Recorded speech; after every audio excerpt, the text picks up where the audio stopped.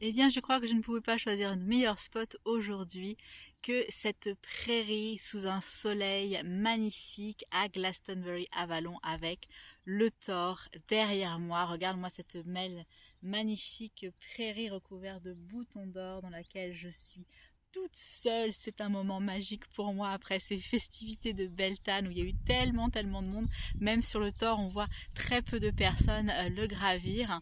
Donc aujourd'hui, voilà, je voulais te présenter cette colline sacrée, cette colline de Glastonbury Avalon, qui du coup permettait de croire qu'il y avait une île, puisque comme je t'avais déjà expliqué dans d'autres vidéos, l'entourage de cette colline sont des marécages, et donc avant, il fallait venir par bateau pour arriver sur cette colline de l'île des Prêtresses d'Avalon.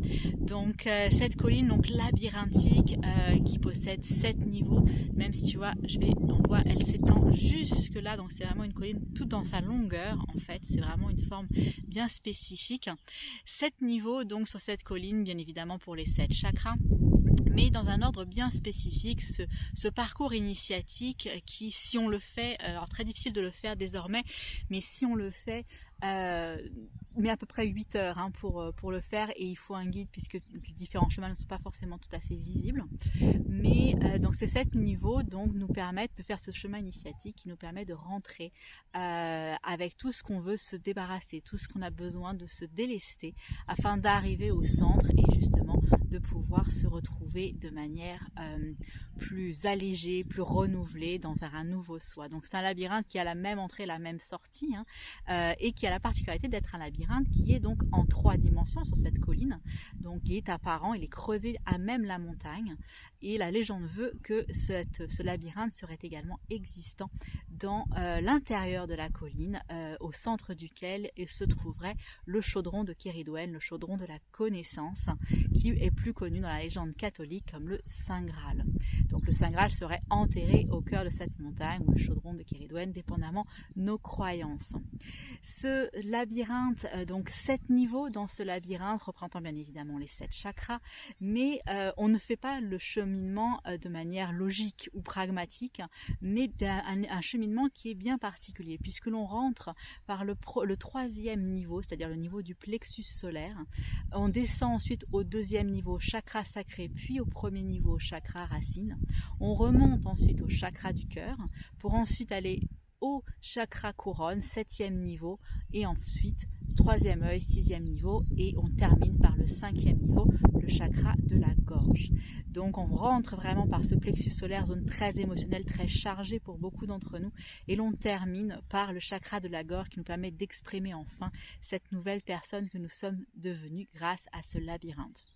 Donc ce labyrinthe, encore une fois, voilà, donc c'est au sommet, tu peux voir la colline de la colline.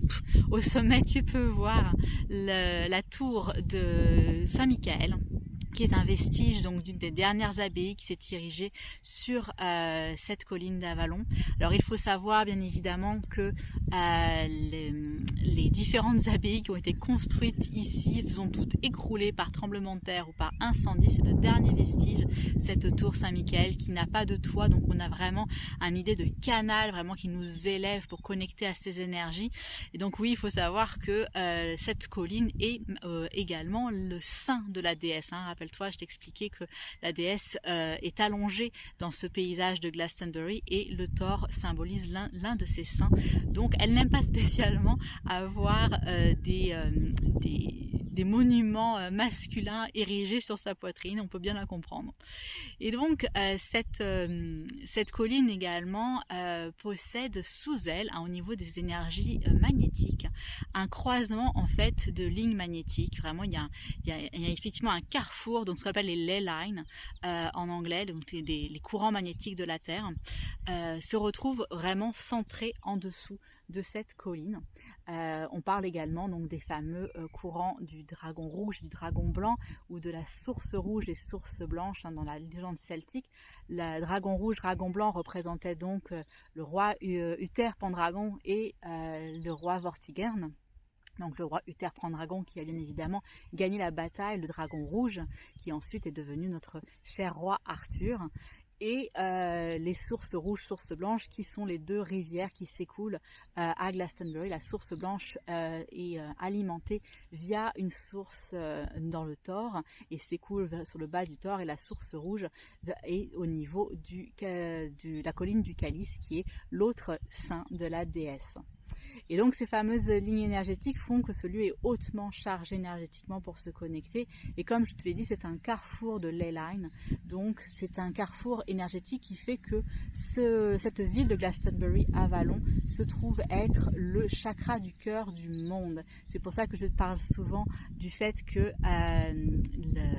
Avalon est donc le cœur de la magie du monde, puisque effectivement c'est quand on regarde les différents sites sacrés sur la map monde, et bien en fait on peut déterminer différentes zones de chakras qui sont donc des carrefours comme dans notre corps, c'est-à-dire dans notre corps ce sont des plexus, des plexis au pluriel, donc des carrefours justement de différents organes et donc différents méridiens.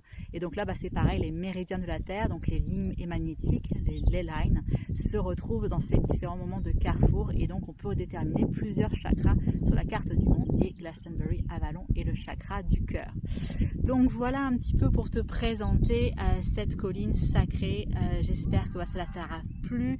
Bien évidemment, je vais monter en haut et te faire d'autres vidéos pour pouvoir apprécier ce lieu hautement spirituel, et je vais prendre aussi le temps de l'apprécier, de ces belles énergies moi-même. Je t'embrasse bien fort et je te dis à très vite.